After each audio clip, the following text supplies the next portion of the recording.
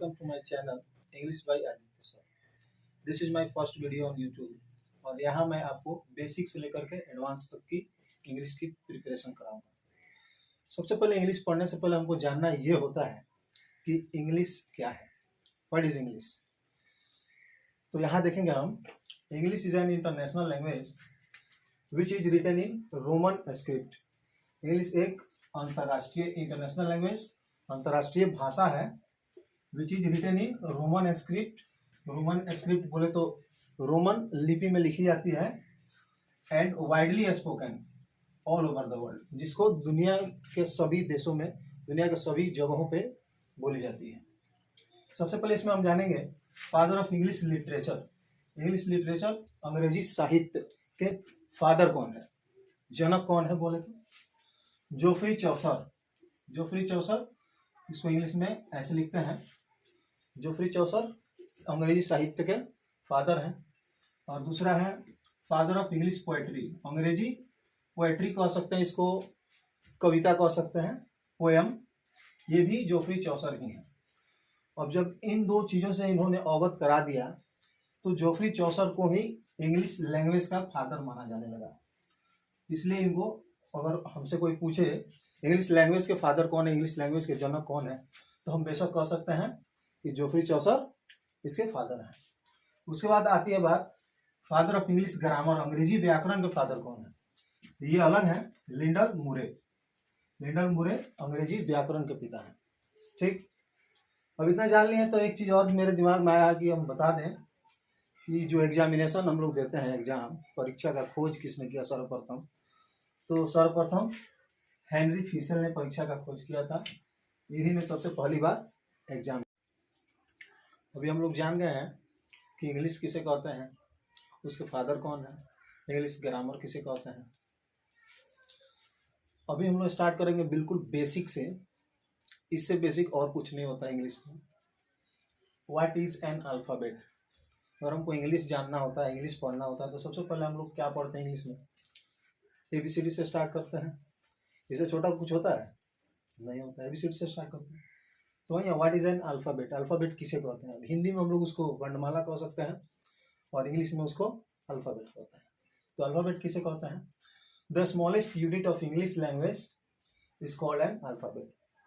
अंग्रेजी भाषा की सबसे छोटी इकाई, स्मॉलेस्ट मीन्स सबसे छोटी इकाई, अंग्रेजी भाषा की सबसे छोटी इकाई को अल्फ़ाबेट कहते हैं। सबसे छोटी इसलिए कहा जाता है क्योंकि अल्फ़ाबेट से छोटा इंग्लिश में और कुछ नहीं होता।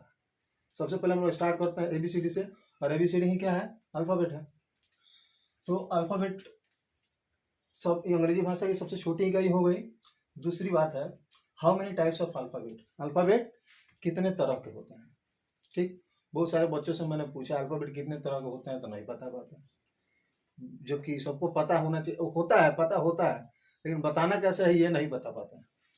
तो कितने तरह के होते हैं, तो दो तरह के होते हैं। There are 2 types of alphabet, small letter और कैपिटल लेटर। इसके अलावा भी कुछ इंग्लिश में होता है, दूसरा कोई प्रकार थोड़ी होता है, नहीं होता है। स्मॉल लेटर में छोटा ABCD A to Z, और कैपिटल लेटर में बड़ा ABCD A to Z। Simple. दूसरा है how many kinds of alphabet. Alphabet को कितने भागों में बांटा गया है। अब उसको हम प्रोनाउंसिएशन के अनुसार भी बोल सकते हैं, उच्चारण के अनुसार भी बोल सकते हैं, या कितने भागों में बांटा गया ऐसे भी बोल सकते हैं। तो 2 भागों में बांटा गया है इंग्लिश अल्फ़ाबेट को, या इंग्लिश लेटर को 2 भागों में बांटा गया है। पहला है हमारा वोवेल, स्वर, हिंदी में उसको हम स्वर वर्ण कहते हैं, इंग्लिश में वोवेल कहते हैं। और दूसरा है कॉन्सोनेंट, व्यंजन। ठीक, तो इंग्लिश में हमारे वोवेल 5 होते हैं, A E I O और U, और बाकी के जो 21 लेटर बच जाते हैं इंग्लिश में, वो हमारे कॉन्सोनेंट कहलाते हैं। तो हम लोग जान गए थे वोवेल और कॉन्सोनेंट 2 भागों में बांटा गया अल्फ़ाबेट को। तो सबसे पहले जानते हैं हम लोग वोवेल किसे कहते हैं। The letter which can be pronounced itself is called a vowel. Pronounce मतलब जिसका उच्चारण किया जाता है। The letter which can be pronounced itself, जिसका स्वयं से उच्चारण किया जाता है। इसको बोलने के लिए किसी और अल्फ़ाबेट की, किसी और लेटर की आवश्यकता नहीं होती है। A E I O U 5 हमारे वोवेल हैं, पांचों को बोलने के लिए सिर्फ इसी की आवश्यकता होती है और किसी लेटर की आवश्यकता नहीं होती है। वही हम कॉन्सोनेंट को देख लें the letter which is pronounced with the help of vowel is called a consonant. help of vowel, जिसको बोलने के लिए हमको, जिसको प्रोनाउंस करने के लिए, जिसको उच्चारण करने के लिए हमको वोवेल की हेल्प लेनी पड़ती है, मदद लेनी पड़ती है। बिना वोवेल के हम लोग कॉन्सोनेंट को प्रोनाउंस नहीं कर सकते हैं, उच्चारित नहीं कर सकते हैं और नहीं बोल सकते हैं। जैसे बी को बोलने के लिए हमको बी प्लस ई बोलना पड़ता है, तब जाकर के हम बी बोल पाते हैं। वैसे ही सी को बोलना है, सी प्लस ई, जब तक हम नहीं बोलेंगे, सी में ई नहीं बोलेंगे, तब तक सी नहीं आएगा। एफ बोलने के लिए पहले ए बोलना पड़ता है हमको, उसके बाद एफ आता है। इस तरह से बाकी का जितने भी हमारे 21 लेटर्स हैं, इनको बोलने के लिए वोवेल की मदद लेनी ही पड़ेगी। बिना वोवेल की मदद लिए हम इनको उच्चारित नहीं कर पाते हैं।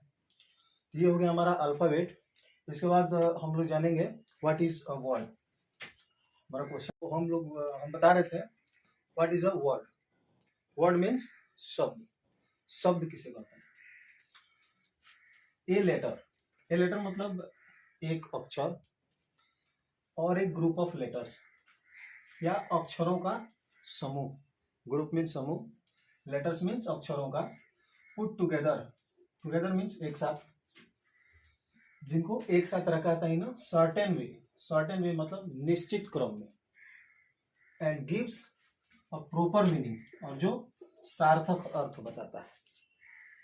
तो सीधा सीधा मतलब समझे हम, अक्षर या अक्षरों का एक ऐसा समूह जो एक निश्चित क्रम में हो और जिसको पढ़ने के बाद सार्थक अर्थ मिले, सही अर्थ मिले, वो हमारा शब्द कहलाता है। जैसे PEN पेन मीन्स कलम, इसको पढ़ता है, सही है, कहीं भी गलत नहीं होगा। ठीक, अब ये मतलब ये भी तो ये वही चीज है, अक्षरों का समूह है ना। अब अगर इसको हम उल्टा लिख दें, जैसे NPE लिख दें, तब इसको बोले हम कलम है।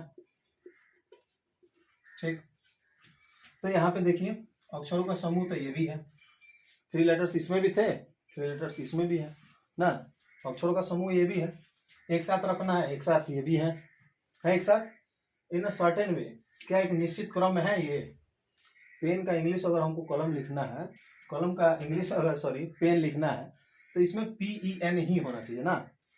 तो क्या इसमें PEN है? नहीं है। निश्चित क्रम है, इसको पढ़ने के बाद सार्थक अर्थ मिल रहा है, तो ये हमारा शब्द कहलाएगा? नहीं कहलाएगा। ये हमारा शब्द नहीं कहलाएगा, ये गलत हो जाएगा।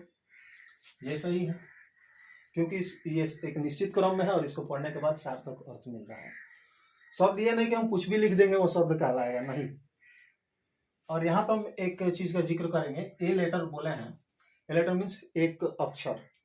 जैसे ए मीन्स जानते हैं हम लोग, ए मीन्स क्या होता है? एक।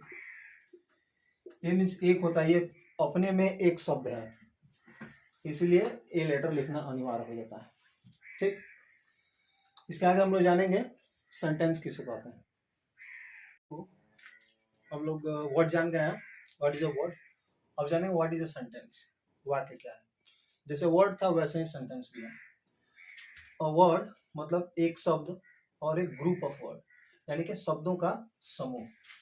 शब्दों का समूह, पुट टुगेदर, जिनको एक साथ रखा जाता है, इन अ सर्टेन वे, एक निश्चित क्रम में। सर्टेन मीन्स होता है निश्चित, ठीक है। सर्टेन वे मतलब निश्चित क्रम में, and gives a proper meaning, और जो एक सार्थक अर्थ बताता है, यानी सही अर्थ बताता है, कॉल्ड अ सेंटेंस, वो वाक्य कहलाता है। सेंटेंस मीन्स वाक्य। सच है, जैसे देखिएगा, Sudhir is a good boy, मतलब इसमें 1 2 3 4 5 वर्ड है। ठीक, तो इसको हम बोल सकते हैं कि शब्दों का समूह है। 5 को शब्द मिलकर के एक साथ काम कर रहे हैं, तो शब्दों का समूह कहलाएगा 100%। उसके बाद निश्चित क्रम में है, Sudhir is a good boy, इसका हिंदी जानिए, सुधीर एक अच्छा लड़का है। ठीक, यही अगर ऐसे लिखेंगे तो ही इसका हिंदी ऐसे होगा। ठीक, शॉर्टेन वे में लिखे हैं, निश्चित क्रम में लिखे हैं, और देखिए इसको लिखने के बाद सही अर्थ बता रहा है। अब इसी सेंटेंस को हम अगर इधर उधर कर दें, जैसे a boy Sudhir is good, ठीक, इसमें भी 5 वर्ड हैं। ठीक, शब्दों का समूह तो इसमें भी है, लेकिन क्या ये निश्चित क्रम में है? निश्चित क्रम में है। जैसे हम लोग जानते हैं, जैसे देखिए, you are ready,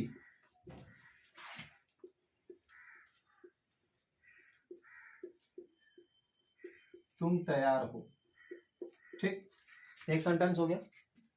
you are ready को हम कहेंगे तुम तैयार हो, सही है, कोई दिक्कत है इसमें? अब किसी को हम उल्टा लिख दें, 3 वर्ड्स मिलकर के एक सेंटेंस बना है, कहीं कोई दिक्कत नहीं है। यानी कि शब्दों का समूह तो इसमें भी है, 1 2 3 वर्ड मिलकर के एक सेंटेंस नहीं बन गया, तो शब्दों का समूह कह सकते हैं इसको, ठीक। अब इसी को हम उल्टा कर दें,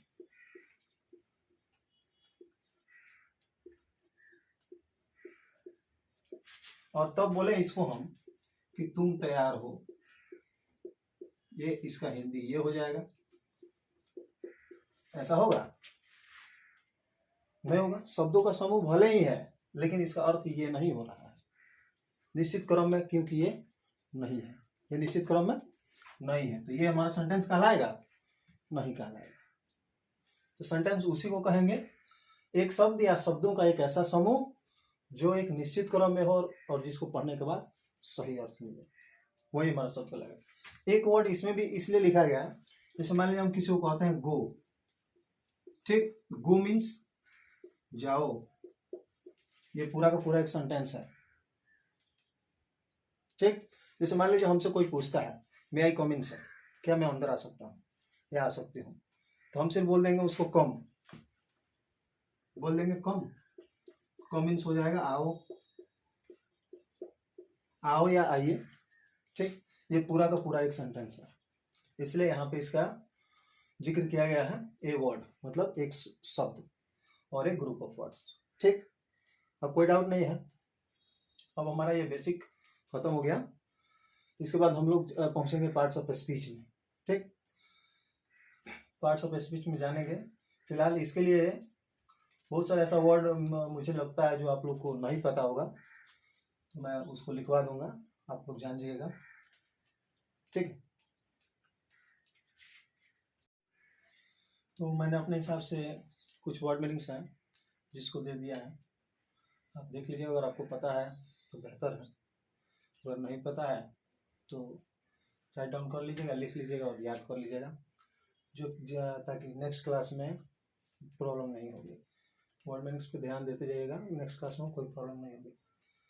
अगर आपको मेरा क्लास अच्छा लगे, please like share and subscribe, support me to support you. Next class हमारा पार्ट्स ऑफ स्पीच का होगा, तब तक के लिए धन्यवाद।